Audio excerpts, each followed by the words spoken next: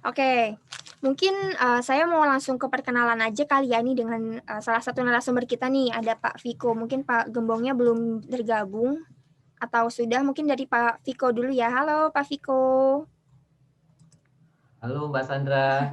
Halo Pak Viko, apa kabar? Baik Mbak Sandra, gimana kabarnya juga Mbak Sandra? Baik, alhamdulillah. Pak Viko sekarang lagi sibuk apa aja nih, lagi pandemi kayak gini? Ya kalau akhir-akhir ini pandemi sih ngisi seminar yang pasti banyak undangan seminar sih yang pasti lebih banyak di pandemi ya dibanding tidak ada pandemi karena lebih mudah ya artinya dengan menggunakan online ini terus kemudian memberikan seminar training gelar profesi yang ada di FISB Indonesia. Oke, Gitu. banyak juga ya kegiatannya ya. Iya Tapi Mbak itu Sandra. dilaksanakannya online atau masih keluar? Online sekarang 100%. Oh, Kalau di sebelum pandemi sih kita masih 50-50 sih Mbak Sandra. Ada online juga, ada juga yang classroom juga yang tatap muka. Tetapi kalau yang sekarang baik dari AWP sampai CFP kita udah online semua. oke. Jadi tetap produktif ya walaupun keadaan seperti ini. Betul, betul Mbak Oke. Sandra. Iya. Mungkin saya mau ngebacain CV singkat dulu nih dari Pak Viko, nanti bersusul dengan Pak Gembong ya. Mungkin teman-teman di sini ada yang mau kenal lebih lanjut nih dengan Pak Viko. Pak Viko ini Pak Viko Hadian ya. Ini wah banyak sekali nih gelarnya. Sarjana teknik kah Pak Viko? Iya, nggak ada hubungannya sih Mbak Sandra dengan rencana keuangan ya. Iya Sarjana ya. teknik sih. Ini keren juga sih. Sarjana teknik bisa ke yang lain-lain juga. Iya, Jadi betul. Pak Viko Hadian ini sarjana teknik ST, lalu CFP, AWP, QWP, dan AEPP. Jadi Pak Viko ini adalah founder dan chairman Indonesia Financial Advisor Community, lalu Iya. qualified AWP dan QWP mentor, lalu pengurus BIT Literasi FPAI, qualified CFP mentor Institute Financial Planning Indonesia, dan masih banyak lainnya tentunya ya. Apa betul seperti itu Pak Viko? Betul Mbak Sandra. Sampai sekarang alhamdulillah sih. Ya. Oke. Mungkin kita nunggu Pak Gembong dulu kali ya. Pak Gembong apakah sudah Pak Gembong terjoin? tadi udah masuk sih, cuman tadi sempat live Iya nih. Oke, sebentar. live keluar kayaknya.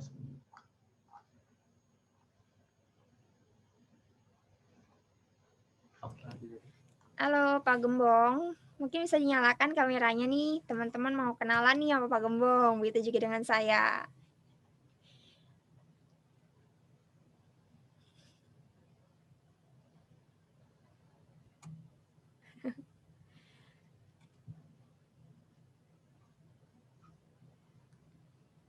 Oke, Pak Gembong masih lagi cari ini nih sinyal. Halo Mbak Sandra. Halo Pak Gembong, apa kabar? Baik. Maaf ada sedikit trouble tadi. Gitu. Ya, ini udah oke kok, udah lancar. Yes. Oke, mungkin aku mau nanya kabar dulu nih ke Pak Gembong. Apa kabar nih Pak Gembong? Baik. Ini di masa pandemik juga gitu kan. Nah, dikelilingi sama taman-taman gitu kan. Musimnya ini kan ini bunga gitu.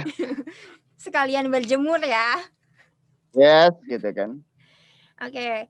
Pak Gembong lagi kesibukannya apa aja nih sekarang lagi pandemi gini, new normal? Pandemik ini justru dalam posisi kita aktif banget di trading ya. Karena saya sebagai penasihat investasi, jadi terus memberikan advice ya. Dan itu alhamdulillah 3 bulan, 4 bulan ini luar biasa ya kalau kamu lihat ini marketnya. Nah di situ kita cuan tebel gitu Mbak. Nah memang pandemik ini ya memberikan kita banyak hal. Begitu Mbak. Oke, tapi semuanya serba online ya sekarang ya? Atau masih berpergian keluar nih Pak Gembong? Yes, full dari rumah ya, reach from home. Karena semuanya bisa ya kita buka online, ya trading online. Dan tentunya ya alhamdulillah itu bisa tambahan ya biar dapur mengepur lah Mbak Sandra. Oke. Mungkin aku mau ngebacain CV singkat dulu nih dari Pak Gembong. Karena kan tadi udah nih Pak Viko, sekarang kita gantian ya ke Pak Gembong. Mungkin teman-teman juga penasaran nih Pak Gembong tuh siapa sih gitu kan. Nah, Pak Gembong Suwito, ini gelarnya juga banyak banget nih. Ada CSA, CFP, QWP, AEPP, dan QFA. Nah, Pak Gembong ini adalah seorang Head of Social and Education di PT Panin AM, lalu Asesor Kompetensi Pasar Modal dari BNSP, lalu CSA dari LSPPM, CFP dari FPSB, Trainer Program AWP, QWP, CFP, dan FPSB Indonesia, lalu pemegang lisensi Wakil Manajer Investasi atau WMI, dan masih banyak lainnya nih prestasi-prestasi dari Pak Gembong yang mungkin kalau dibacain panjang banget nih saking banyaknya ya. Apa betul seperti itu Pak Gembong? Yes, karena memang kita suka belajar. Awalnya dari 2014 saya ambil CFP dan totali sekarang 25 sertifikasi dan lisensi. Terakhir saya ngambil paralegal, itu fokus di hukum. Itu Mbak. Oke, mungkin bisa langsung kita mulai aja kali ya ini untuk ke tema. Siap. Oke. Mungkin aku mau nanya ke Pak Viko dulu nih. Dari gelarnya kan sarjana teknik nih, aku lihat cukup menarik nih sarjana teknik. Kenapa bisa jadi nyasar nih ke dunia keuangan ini nih? Boleh diceritain dulu nih. Wah, mungkin ini kepada pertanyaan teman-teman. menarik nih. Tapi saya mau nyalam dulu kepada suhu saya nih. Pak Mas Gembong nih ya, suhu saya nih ya di investasi ya. Oke, awalnya Sama-sama. sih Mbak awalnya sih Mbak Sandra tadinya saya nggak kenal tentang perencanaan keuangan. Saya bekerja 16 tahun di bidang telekomunikasi. Di mana pada saat saya mulai bekerja mendapatkan gaji UMR juga nih, sama sih Mbak. Ya, mendapatkan gaji UMR, tetapi saya tidak mengenal perencanaan keuangan. Jadi sembari jalan kehidupan ya pokoknya saya hidupnya adalah YOLO waktu dulu ya, YOLO dan FOMO pastinya ya. Pokoknya saya nggak mau ketinggalan zaman. Setiap ada teman beli handphone terbaru, saya pasti punya. Dia punya mobil, saya pasti punya juga. Ya pokoknya hidup berjalan aja, nggak ngerti tentang perencanaan keuangan. Dan akhirnya suatu saat ada satu titik di mana sepertinya harus direview dengan kehidupan saya, dan ketemulah dengan guru-guru saya di perencanaan keuangan. Ketemu juga Mas Gembong, termasuk senior saya juga. Ya akhirnya saya belajar tentang perencanaan keuangan dan ternyata menarik dan bisa merubah, alhamdulillah bisa merubah kehidupan kita ya. Dan sebetulnya saya tidak menyesal ya, namanya hidup ya. Kenapa dari dulu saya tidak melakukan perencanaan keuangan ya. Ya memang ada harga yang harus dibayar pada saat ini nih Mbak Sandra. Di mana fase kita yang istilahnya sudah berjalan ya. Apakah yang kemarin-kemarin menjadi useless, ya udahlah biarkan saja, itu adalah pelajaran hidup gitu ya.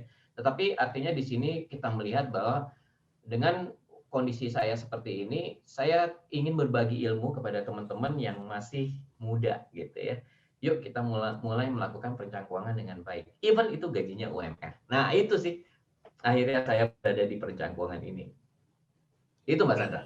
Tapi untuk masuk ke dunia perencanaan keuangan ini, apakah setelah lulus kuliahkah atau sambil berjalan nih ketika kuliah? Oh, enggak sih. Sebetulnya selama kuliah saya di elektro, saya hidupnya benar-benar sebagai engineer. Nggak ada tentang perencanaan keuangan, nggak ada yang ngajarin, nggak ada yang ngasih tahu gitu ya. Terus lama-lama belajar sendiri. Lama-lama ketemu guru-guru ya, guru-guru Pak Trijoko, Coach Hendra Sensei, ya Mas Gembong juga. Wah, jadi saya dapat ilmu banyak sekali. Dan akhirnya, wah ini kayaknya saya harus berbagi juga atas pelajaran hidup saya, dan saya share kepada teman-teman yang lain. Itu sih. Jadi awalnya memang nggak ada, selama mungkin bisa dikata mungkin 12 tahun, 13 tahun saya nggak ngerti tentang perencanaan keuangan gitu. Oke, Itu menarik ya ceritanya ya. Jadi kita tidak terpatok dengan kuliah kita aja, tapi kita juga sebenarnya bisa ke dunia luar juga ya, selain yang di bidang kita selama kuliah. Iya, betul Mas Sandra. Apapun kalau memang kita mau dan belajar, kayak tadi Mas Gembong bilang, kalau emang kita mau belajar nih, itu ternyata bisa loh gitu. Even kita berbeda background ya. Saya elektro nggak ngerti sama sekali, yang tadinya hanya ngobrol dengan mesin, tiba-tiba ngomongin keuangan neraca, terus ngomongin investasi, ngomongin tentang asuransi. Wah, banyak sekali yang harus dipelajari, dan tapi menarik Mbak Sandra. Karena apa? Itu yang akan kita hadapi dalam hidup kita gitu. Tapi menarik sekali. Oke. Terima kasih Pak Viko atas kisahnya nih, pengalamannya. Ya. Lalu dengan Pak Gembong nih, Pak Gembong ini udah kenal ya dengan Pak Viko ya sebelumnya ya? Kebetulan kita di satu forum ya, saya yang sharing terkait dengan investasi, beliau mengambil perencanaan keuangan, CFP, sertifikasi CFP, salah satu di investmentnya yang mengajarin. Nah, banyak hal, saya juga berguru sama beliau terkait dengan pengalaman hidup dan tentunya praktisi di insurance dan lain-lainnya. Begitu, Mbak. Nah, kalau background saya di teknik industri, Mbak, sama. Oh. Jadi orang teknik saya. Nyemplung di keuangan itu di 2014, ya saya lulus di 2009. Ya sebenarnya kita tidak pernah mau di profesi ini awalnya gitu kan, cuman ya kecebur, lama-lama keenakan gitu, Mbak. Oke. Kenapa sih alasan yang membuat tiba-tiba jadi ke dunia keuangan gini, kan sebelumnya di teknik industri nih? Oke, ya awalnya 2009 saya lulus teknik industri, ya saya di usaha, ya entrepreneur pada saat itu, dan alhamdulillah 1 tahun ya saya tutup karena bangkrut gitu kan. Akhirnya cari-cari, ya biasalah Mbak, masih labil kan, habis kuliah itu habis labil gitu kan, masa jati diri, ngelamar ke sana sini nggak dapet gitu kan, karena teman-teman sudah masuk di instansi yang besar. Saya masuk di dunia forex, ya forex itu ya Mbak tahu ya, gitu kan. Nah di situ ya 3 tahun. Nah, setelah itu saya masuk ke Jakarta karena menikah dengan orang Jakarta. Nah saya berkeinginan menjadi ya di dunia keuangan itu, begitu Mbak. Saya ngambil CFP karena saya pada saat itu marketing biasa, ya gaji UMR, ya bahkan di bawah UMR, tetapi ya saya nekat untuk mengambil sertifikasi yang pada saat itu 11 sampai 12 juta. Saya cicil 1 tahun karena saya yakin bahwa investasi ilmu itu tidak pernah rugi. Dan alhamdulillah itu titik poin jalan saya untuk mengejar passion saya di perencanaan keuangan. Oke. Jadi Pak Gembong juga kurang lebih sama ya dengan Pak Viko dari jurusan teknik industri, terus nyemplung nih ke dunia keuangan. Jadi kita tuh sebenarnya bisa aja ke dunia keuangan atau yang lain, asal kita mau belajar ya Kak. Lalu Betul. Pak Viko dan Pak Gembong ini juga pernah nih ternyata mendapatkan gaji UMR ya, jadi bisa lah nih relevan dengan tema kita hari ini dan bisa sharing ke teman-teman juga semuanya. Nah, mungkin bisa langsung ke pertanyaan aja nih, dari mungkin ke Pak Gembong dulu kali ya. Nih, bagi teman-teman atau masyarakat di luar nih yang gajinya masih sebatas UMR, pendapatannya itu kan cepat habisnya ya. Nah, itu gimana sih caranya supaya tidak cepat habis di tangga tua tanpa harus meminjam ke pinjaman online gitu, seperti apa? Oke, thank you. Ini fenomena yang menarik ya. Saya juga mengalami hal yang sama. Tentunya teman-teman milenial atau zaman sekarang, zaman now itu lebih kuat godaannya. Kenapa? Karena ya bersentuhan dengan teknologi, ya kemarin 12-12, 11-11 dan lainnya gitu kan. Nah, caranya seperti apa? Tentunya kita ya ketika mendapatkan gaji UMR, ya posisi sekarang tentunya itulah fase yang kita harus hadapin. Biasanya sih fresh grade ya. Gitu kan. Kita pengen Mbak gajinya tinggi gitu kan, tapi apa daya kenyataan yang memberikan seperti itu. Itu entry point-nya. Tetapi ya kita bisa lakukan apa? Satu ya, yang kita kelola income ya kalau kita mau naik 20% nggak mungkin gitu awal-awalnya. Yang kita bisa kelola adalah pengeluaran kita. Nah, pengeluaran kita ini kan sebenarnya jelas polanya. Ya, yang tidak jelas itu adalah kita tidak pernah mencatat, benar nggak? Ya sudah dapat gaji tanggal 27 atau awal bulan, ya sudah gone gitu kan. Apalagi dengan sekarang. Nah, pertama yang dilakukan adalah kita kontrol yang namanya pengeluaran kita. Rumusnya sederhana kok teman-teman, secara rumus. Ya, ketika kita mendapatkan gaji at least dengan UMR, maka biasanya best practice rumusnya ngelola gajinya itu pakai 10, 20, 30, 40. Ya, persentasenya 10% untuk sosial, 20% untuk pos masa depan. Nah, yang ketiga adalah ya terkait dengan cicilan, kalau ada tergantung statusnya, apakah masih single atau sudah double atau sudah triple, tentunya masing-masing orang berbeda, dan tentunya terakhir 40% itu untuk kebutuhan hidup dan gaya hidup. Nah, itu masalahnya kadang. Yang mahal di Indonesia atau terutama di Jakarta itu adalah gaya hidup, benar nggak Mbak? Betul. Nah, terakhir, nah dari situ adalah lifestyle-nya. Jadi sebenarnya itu kunci untuk mengelola pengeluarannya. Kalau income-nya bagaimana? Tentunya ya performance, ya value kita itu ditentukan dengan kita sendiri. Terus bisa melakukan added value ke kita, ngambil sertifikasi, ngambil lisensi, itu salah satu cara untuk meningkatkan ya kenaikan dan karir kita lebih cepat. Ya, jadi dua sisi, income dan pengeluaran. Itu kira-kira ya nanti akan ditambahkan sama Mas Viko, Pak Viko. Oke, mungkin kalau dari Pak Viko sendiri seperti apa nih? Bagaimana buat teman-teman yang gajinya masih UMR ini, pendapatannya tidak habis di tanggal tua tanpa harus melakukan pinjaman online? Oke, sebetulnya tadi udah dijawab sama Mas Gembong ya, semuanya itu dilahap habis. Tapi saya menambahkan sedikit ya teman-teman semua yang hadir di sini, teman-teman ya. Jadi kalau yang hadir di sini adalah dalam kondisi yang hari ini penghasilannya masih istilahnya UMR ya. Terus banyak orang kan sudah bilang, saya sering ketemu beberapa klien ya, Pak Viko, saya nanti aja kalau misalnya gaji saya udah 10 juta baru baru saya perencanaan keuangan. Gaji saya kalau udah 7 juta 15 juta baru saya berbicara tentang perencanaan. Orang gaji saya aja setiap dapat gaji kembang kepis terus gimana? Nah, itu dia nih, teman-teman. Jadi sebetulnya poinnya adalah gini, setelah saya pelajari nih tentang perencanaan keuangan, sebetulnya bukan pendapatannya nih, teman-teman. Pendapatan berapapun, even itu cuma gaji UMR atau even mungkin 10 juta per bulan, 20 juta, angkanya seberapapun, sebetulnya itu nggak begitu pengaruh sebetulnya. Yang istilahnya yang sangat berpengaruh bagaimana kita bisa mengelolanya gitu. Jadi even pendapatan kita 100 juta, kalau emang kita kehidupannya gaya hidupnya tinggi sekali, ya kita di masa depan agak kesulitan juga. Sama seperti kondisi saya waktu dulu, teman-teman.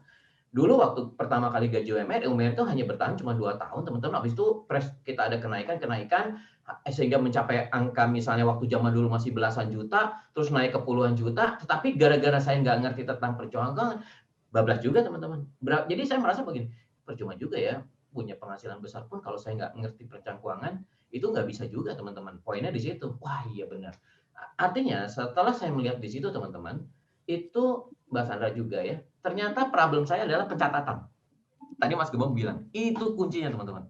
Jadi yang pertama adalah kita plan dulu. Jadi apalagi nih sekarang akhir tahun nih pas banget nih sertifikasi bikin acara kayak gini. Jadi kalau kita pada saat di akhir tahun ini, itu saatnya kita menghitung apa yang kita dapatkan, apa yang surplus kita dapatkan di bulan dari Januari sampai Desember, kayak perusahaan aja gitu ya, tutup tahun, tutup buku gitu ya. Nah, habis itu kita mau apa nih di Januari? Dengan budget istilahnya gaji saya nggak bakal naik di tahun 2021. Ya paling angkanya sekian. Nah, baru teman-teman plan. Tadi Mas Gembong udah bilang ada porsi-porsinya. Nah, itu dari situ tuh. Kalau memang nggak ada budget untuk berhutang, jangan berhutang. Karena pada saat kita memutuskan untuk berhutang, karena kita harus porsikan untuk mencicilnya gitu. Jadi banyak di luaran sana, jadi kalau kemarin beberapa saya dipanggil OJK untuk sharing di masyarakat daerah, mereka berhutang tapi nggak mau bayar. Jadi maunya hutang tapi bayarnya enggak gitu. Jadi nah itu yang sangat bermasalah di situ. Jadi kalau teman-teman niatnya untuk berhutang, siap bahwa uangnya ada untuk dibayar. Nah, itu dia. Jadi yang poin saya yang paling penting adalah planning dan juga pencatatan.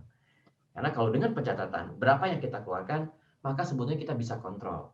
Nah, pada saat ini, dengan kondisi saat ini teman-teman ya, ini pengalaman saya ya. Jadi poinnya cuma ada 2. Mau neken kehidupan kita, atau kita mau nambahin income. Poinnya itu aja. Yang penting setiap bulan harus surplus. Itu sih, Mbak Sandra. Oke.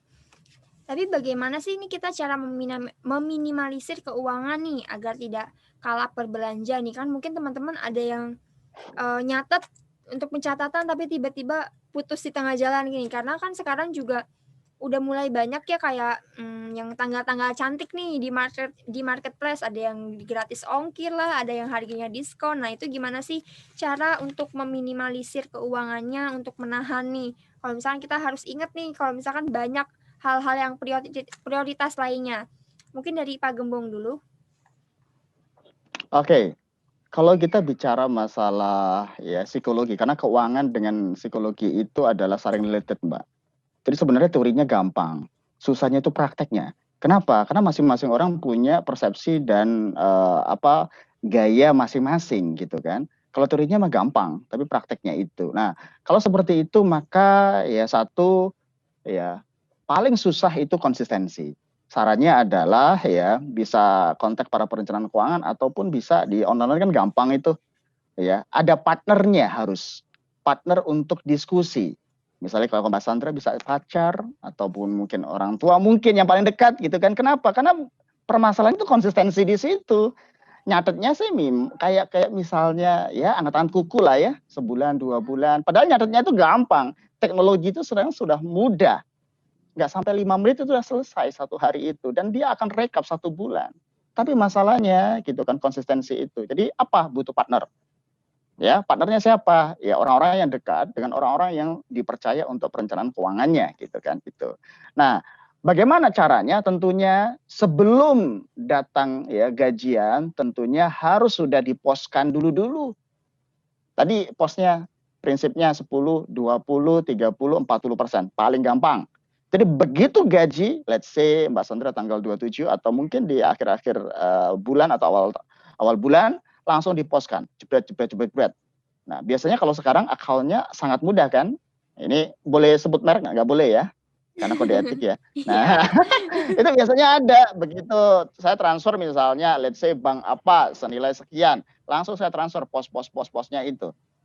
Itu dulu di awal. Soalnya kalau enggak, udah ada tanggal cantik di akhir nih, di depan, ya di belakang, semua ya, apalagi payment. Jadi yang lakukan adalah langsung poskan, langsung transfer.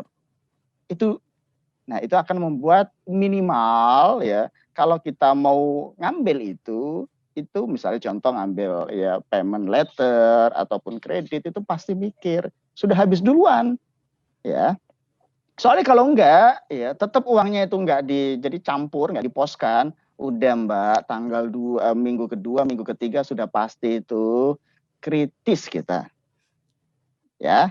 Jadi solusinya simpel, lakukan budgeting, langsung begitu gajian transfer di situ pos. Setelah itu silakan Anda habiskan. Karena yang muda-muda ini butuh experience biasanya kan, lifestyle. Tapi setelah diposkan, jangan kebalik. Gitu ya. Itu. Oke. Kalau dari Pak Viko sendiri seperti apa nih dengan banyaknya tanggal-tanggal cantik di tiap bulannya dengan marketplace yang di mana-mana pasti ada belanja online nasional nih. Terus mungkin kan anak-anak yang sekarang mengingat tadi Pak Gembong bilang lifestyle anak-anak muda sekarang nih yang harga-harga murah pasti anak-anak milenial sekarang pasti mikirnya mumpung murah nih beli deh, mumpung murah nih beli deh, tahu-tahu digabungin jadi banyak nih. Nah itu gimana nih menurut Pak Viko?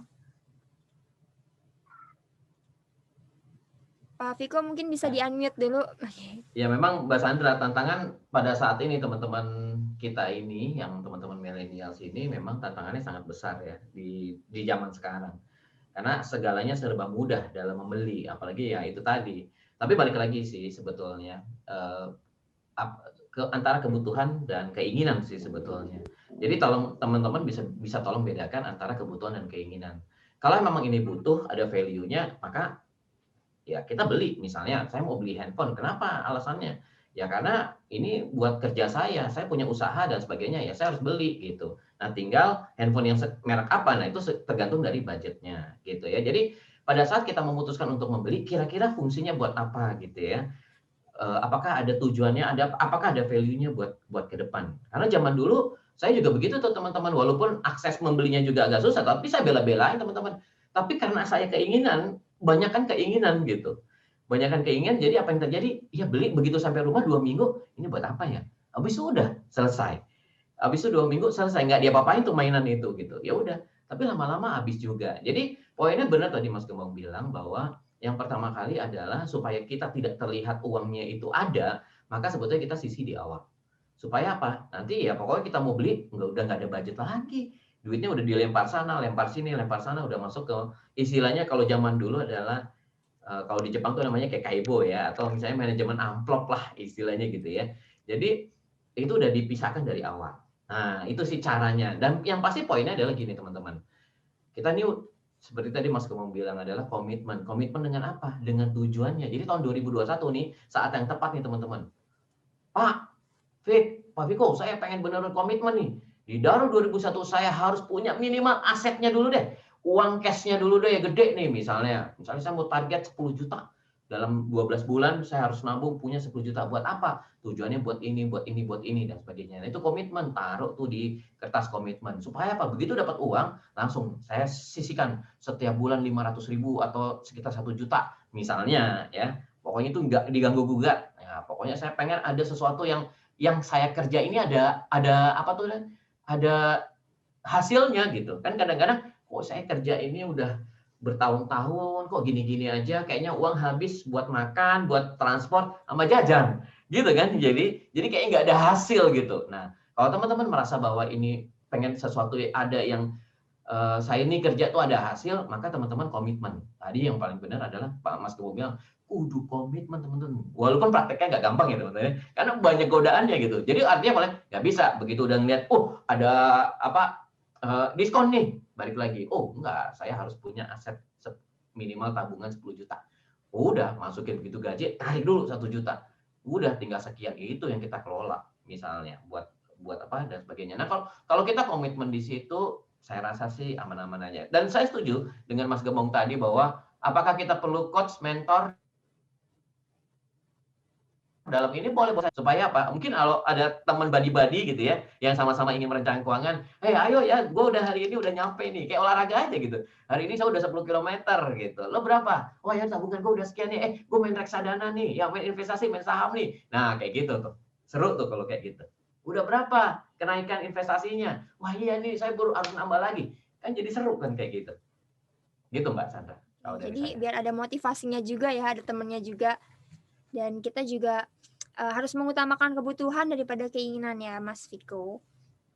Tapi menurut Mas Viko nih, self reward tuh sebenarnya penting nggak sih? Karena kan banyak nih teman-teman sekarang yang udah bekerja, udah punya gaji, pengen beli sesuatu sebagai self reward. Jadi penghargaan untuk mereka sendiri itu sebenarnya penting nggak sih? Atau lebih baik ditabung aja untuk dana yang lain?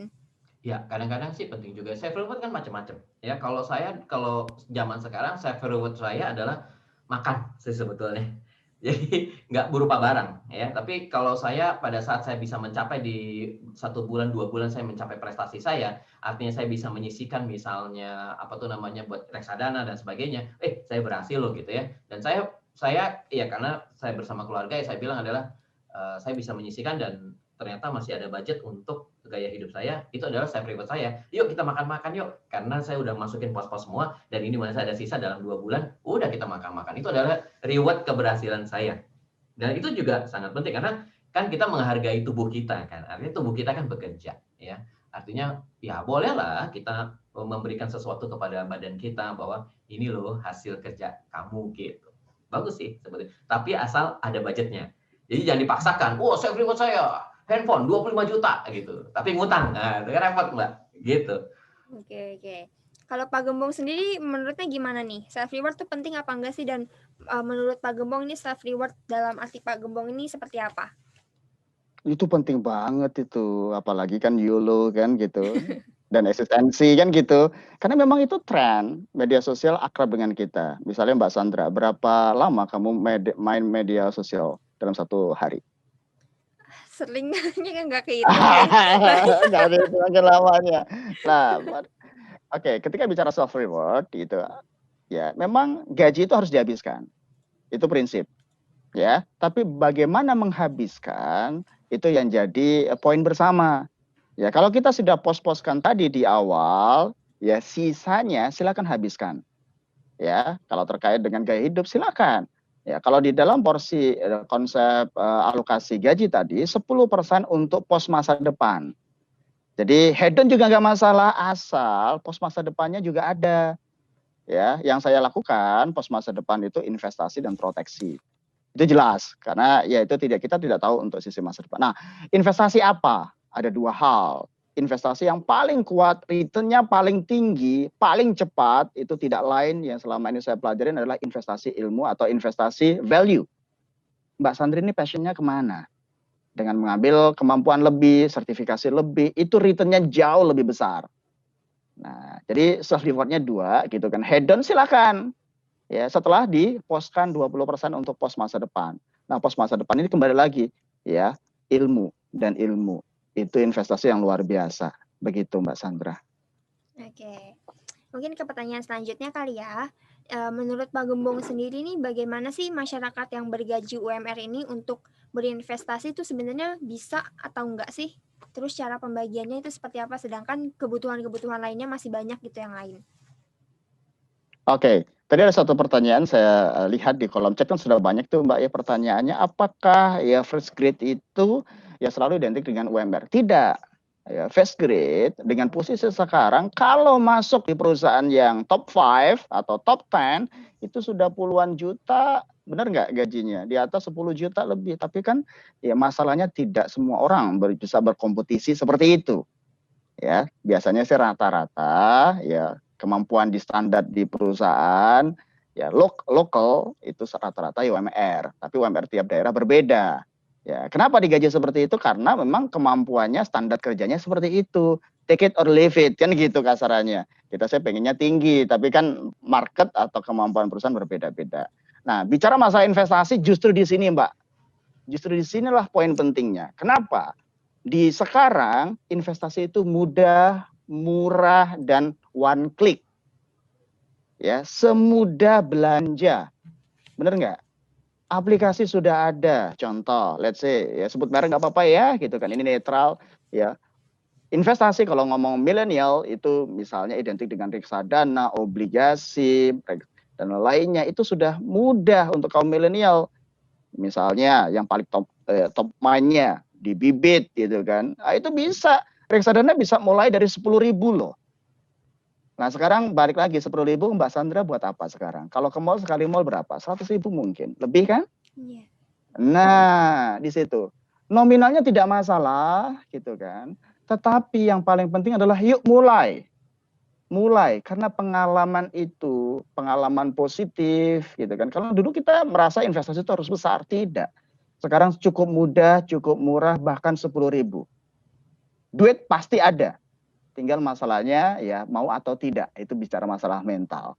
Nominalnya kecil tidak masalah, yang penting mulai, apalagi dengan posisi sekarang, justru kenaikannya luar biasa untuk di saham. Saham juga bisa dimulai dari 100.000 opening account.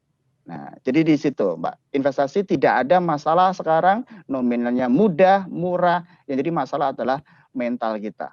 Mau nggak mencoba? Takut apa kalau 10.000 atau 100.000 hilang? Nggak ada kan? Justru disinilah mental kita untuk terbentuk, ya mencoba. Eksperimen positif, hasilnya positif, nanti ya kalau misalnya sudah kayak gajinya kayak puluhan juta, maka dia akan mengikuti sendiri pengalaman positif gitu. Begitu Mbak Sandra. Oke.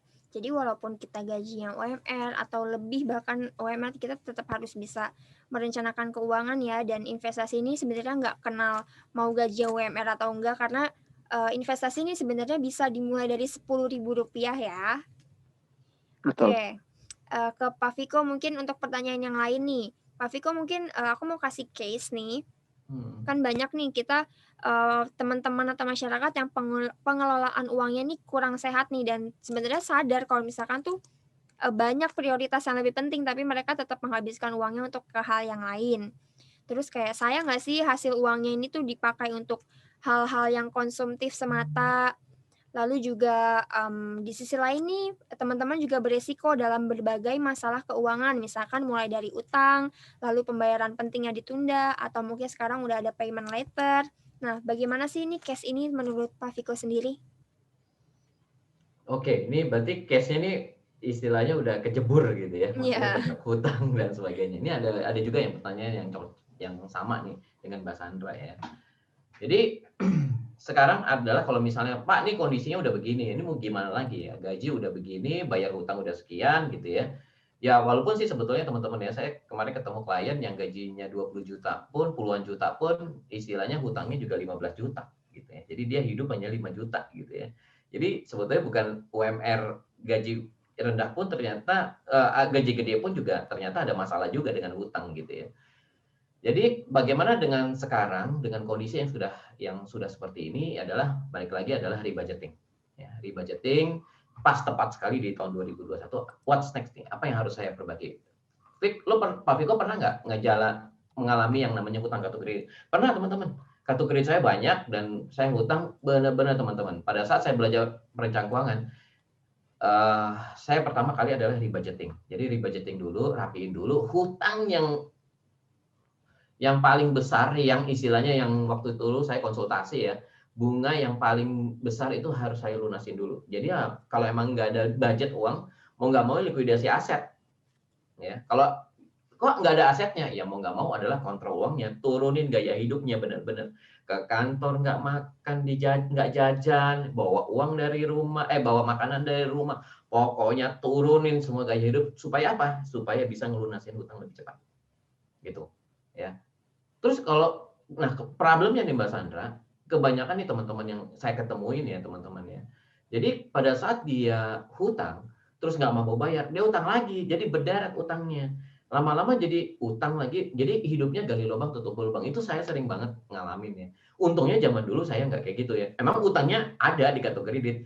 Nah cuman mau nggak mau deposito harus di-cut ya, maksudnya di-break untuk ngelunasin ini semua gitu. Jadi percuma juga kita punya investasi, apalagi dengan punya deposito ya, saya belajar ya, ngapain punya deposito banyak, tetapi utangnya yang di kartu kredit juga banyak. Mau nggak mau udah lunasin, kalau ingin memperbaiki arus kas. Dia bilang gitu. Oh ya udah deh. Ya udahlah, nggak apa-apa, nanti ini udah uang udah saya bayarin aja lunas, udah selesai, yang penting saya dengan kehidupan yang baru, dengan rapi, nggak ada utang lagi gitu. Nah, cuman ya kalau misalnya nggak ada budget, ya Mbak Sandra mau nggak mau, kita harus turunin gaya hidup atau income-nya kita naikin. Dengan gara-gara kita punya utang, dan itu kan kita jadi semangat ya. Pokoknya di waktu saya kosong dari kerja saya dari jam 9 sampai jam 5, gimana caranya dari jam 5 sampai jam 9 malam, saya punya income lagi supaya saya bisa membayari utang-utang saya gitu. Banyak sekarang mudah sekali dengan online ya, bisnis online itu sekarang kalau emang niat itu ternyata bisa loh, kita bisa mendapatkan penghasilan tambahan. Atau mungkin teman-teman punya profesi ahli di mana atau hobi di mana, itu bisa jadi uang juga teman-teman. Jadi di sela waktu setelah kita kerja, kita bisa misalnya memperbaiki apa, atau mungkin teman-teman senang apa, hobi apa yang bisa-bisa menghasilkan, itu ternyata bisa loh, bisa mendapatkan pendapatan lain supaya kita bisa memperbaiki arus kas kita. Begitu udah settle, udah rapiin yang benar. Itu sih Mbak Sandra. Jadi kita harus produktif juga ya, memanfaatkan waktu, memanfaatkan skill kita yang lainnya, karena itu bisa mendapatkan uang juga ya untuk kebutuhan-kebutuhan lainnya. Betul. Contohnya seperti yang tadi disebutkan pay letter atau hutang-hutang lainnya dan kebutuhan lainnya. Nah mungkin langsung ke Q&A aja nih. Tadi untuk yang fresh graduate dengan identik dengan gaji UMR mungkin sudah sedikit dijelaskan nih dengan Pak Gembong, sudah sedikit dijawab. Nah mungkin saya mau dengar nih dari Pak Viko, mengapa sih fresh graduate itu identik dengan gaji UMR, dan mengapa juga yang bergaji UMR itu rata-rata didapatkan oleh mahasiswa-mahasiswa yang baru lulus. Itu seperti apa? Ya sebetulnya benar sih Mas Kebong, yang bukan berarti orang yang first jobber itu udah langsung dapat gajinya UMR, tergantung juga. Jadi kalau emang dia first jobbernya adalah dia langsung ketemu perusahaan yang besar, itu gajinya udah ya istilahnya bahkan ada yang dibayar dolar ya. Ya kalau emang dia tepat dengan perusahaan yang tepat. Jadi maksudnya UMR ini adalah hitung rata-rata di masyarakat Indonesia. Dan sebetulnya gaji UMR di Indonesia di sekarang ini kan masih di range di 3,9 ya. Bahkan DKI ini akan mau naik ke level 4, sekian ya. Tetapi kan belum ada keputusan di 2021 ini ya.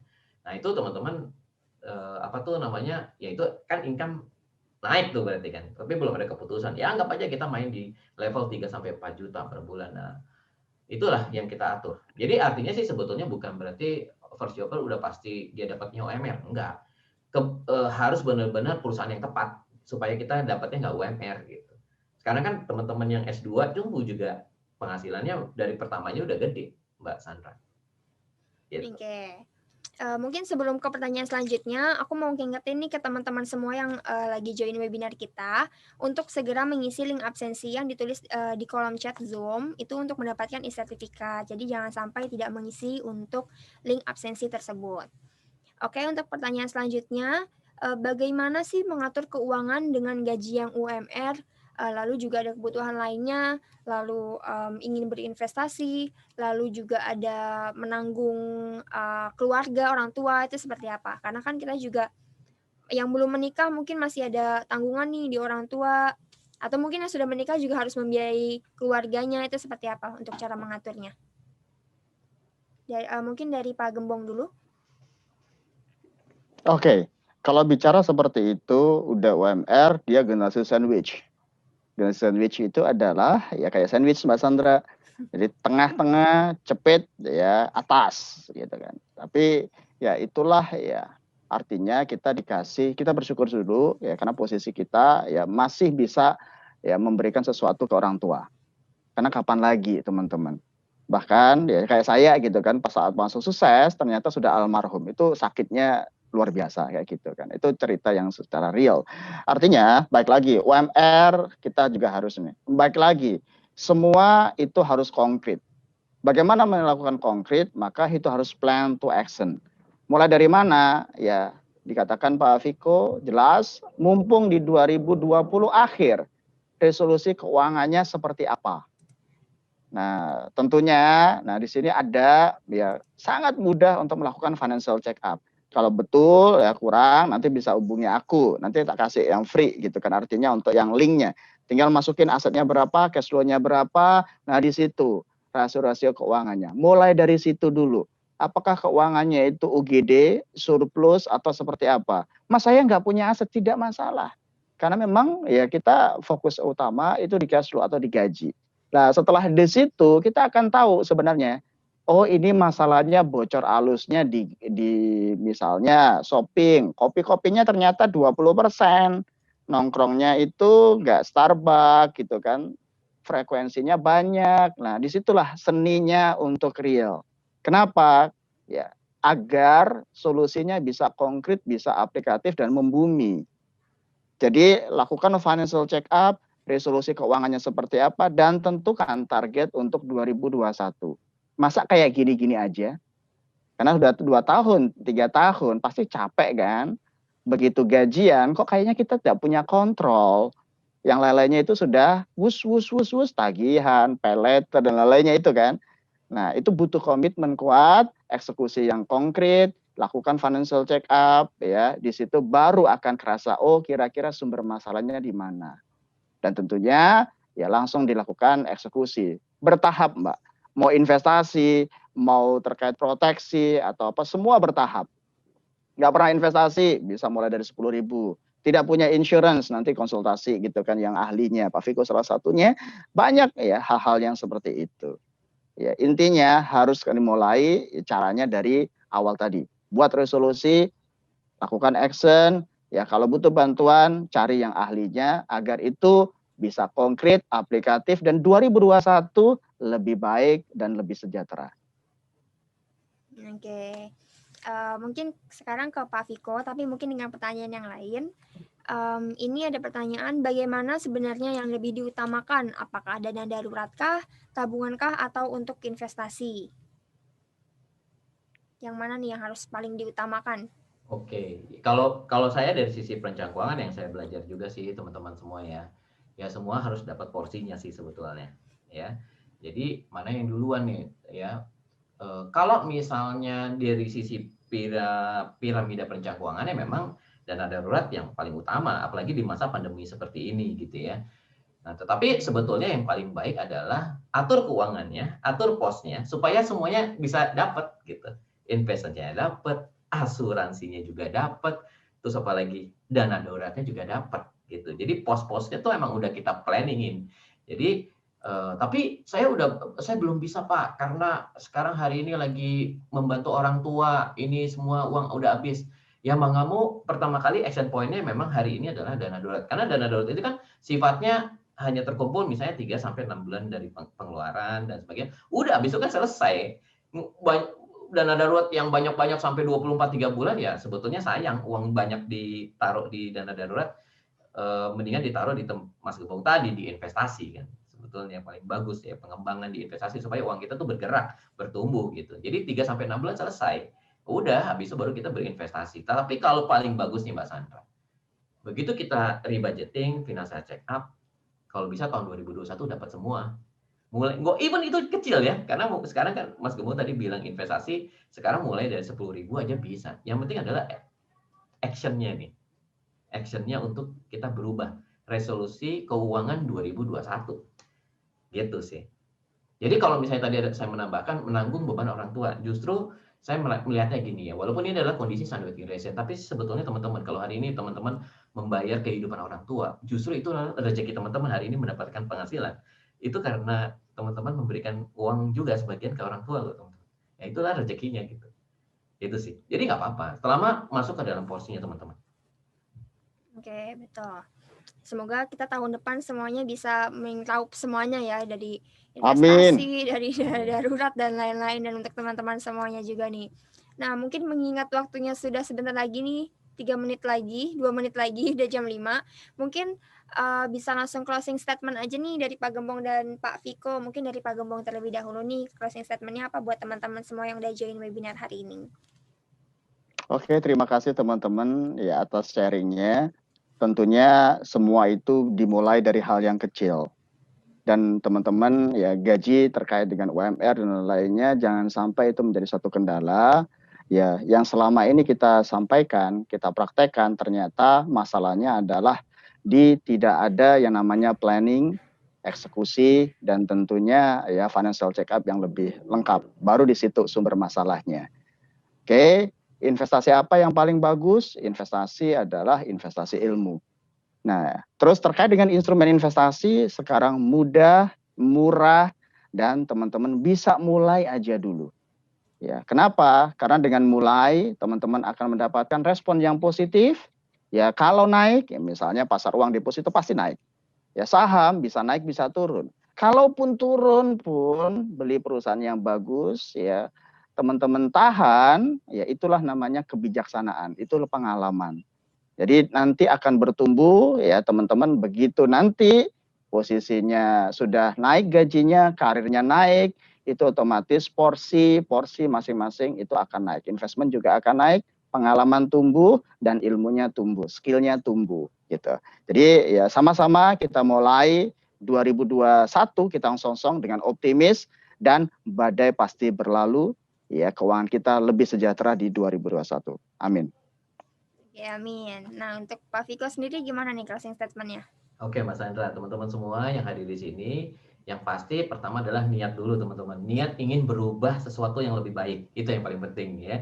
Jadi tetapkan tujuan-tujuan keuangan teman-teman pada hari ini untuk berubah. Nah, kemudian baru kita lihat resource yang ada, keuangan kita yang ada bagaimana. Begitu memang di tahun 2020 lupakan aja, itu udah lewat. Sekarang kita mau lihat yang baru ya. Dari budgeting, financial check up lagi, terus kemudian kita masukkan ke porsi-porsinya.